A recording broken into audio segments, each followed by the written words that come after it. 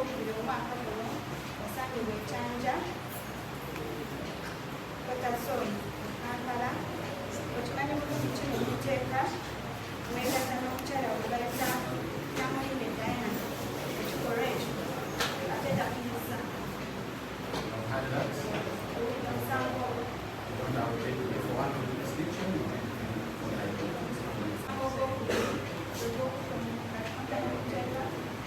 nakusomwezizimu banyambuka omukyala bayise Namuyinde Diana.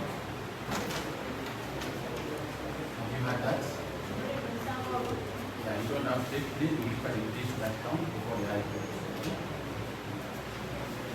Musango gwa Nagomola genda wandesebwa ku High Court. Musango ogwokusatu obuvunaanibwa bwe gw'okukubisa ennyanja nga kikontana n'etteeka kigambibwa nti ennaku z'omwezi ezimu nga nnya mu gwokubiri omwaka guno sangibwa mu kifo ky'ekimu ekyanja wabba Namuyinde Diana omuggako simu ya iPhone 17 Pro Max, omuggako simu ya Samsung A15, omuggako power bank, earpod, one black laptop bag, 19 obubaga obutono 19 nga bulina kala za njawulo. Omuggako suitcase ye nga njeru,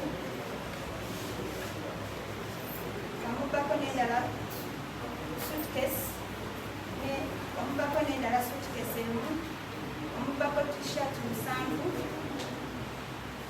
omuggako pairs 2 in the Diana.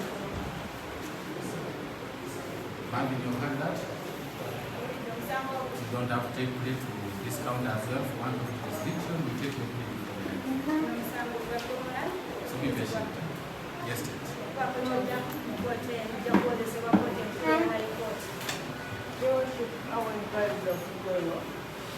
Nonyeza kutagenda mu maaso omwali wa gavumenti wategeeza kooti sabye olunaku olulala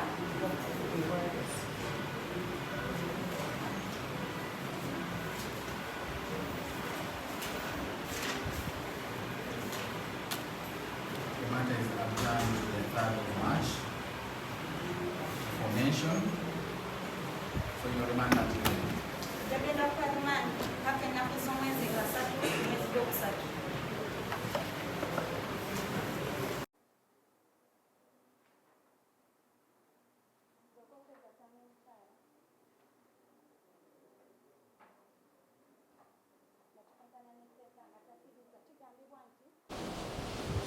Omuggako suitcase ye nga njeru,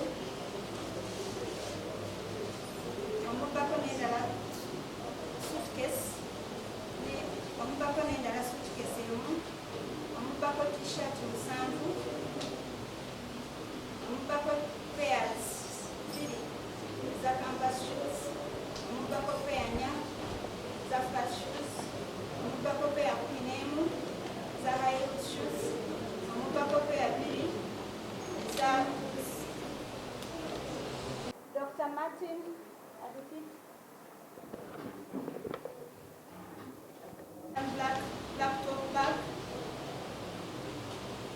19 mpaka ennaku z'omwezi nga 3 mwezi gwokusatu.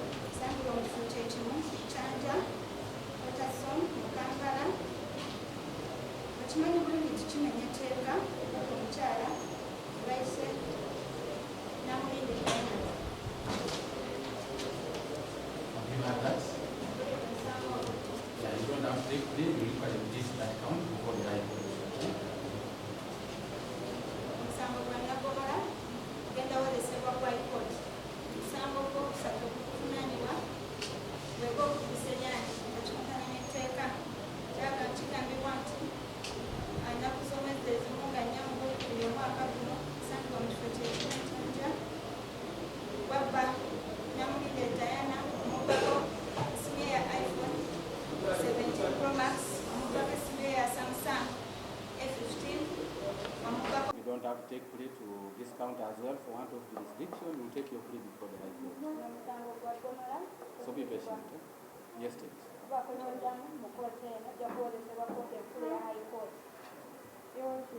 inquiries are still going on? Kunoonyereza kutagenda mu maaso omwami wa gavumenti wabigeeza kooti. We'll see for another day. Asabye olunaku olulala. Complete inquiry.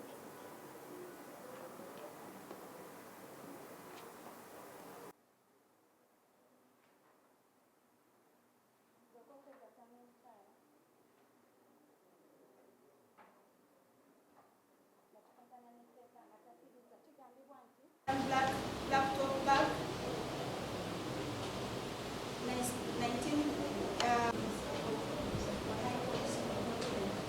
Sambo nakusoma ezizimu nanya mwezi gwokubiri omwaka guno sangibwa mu kifo kyekimu Kyanja Otason Mukampala okimanyi bulungi tikimenya tteeka omukyala bayise namulinde Diana.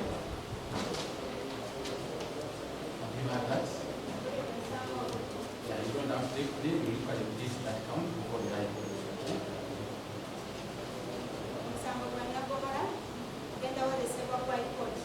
Omusango ogwokusatu oguvunaanibwa bwe gw'okukubisa ennyanja nga kikontana n'etteeka kigambibwa nti ennaku z'omwezi ezimu nga nnya mu gwokubiri omwaka guno sangibwa mu kifo kyekimu Kyanja wabba namulinde Diana omubbako esimu ya iPhone 17 Pro Max omubbako esimu ya Samsung A15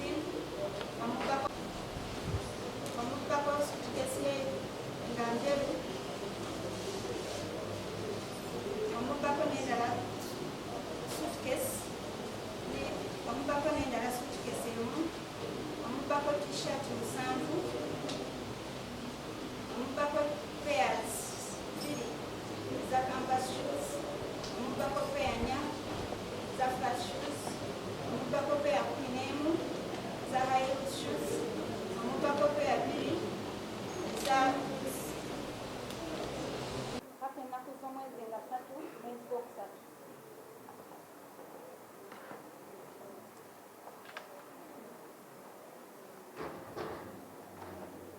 Dr. Martin Adifik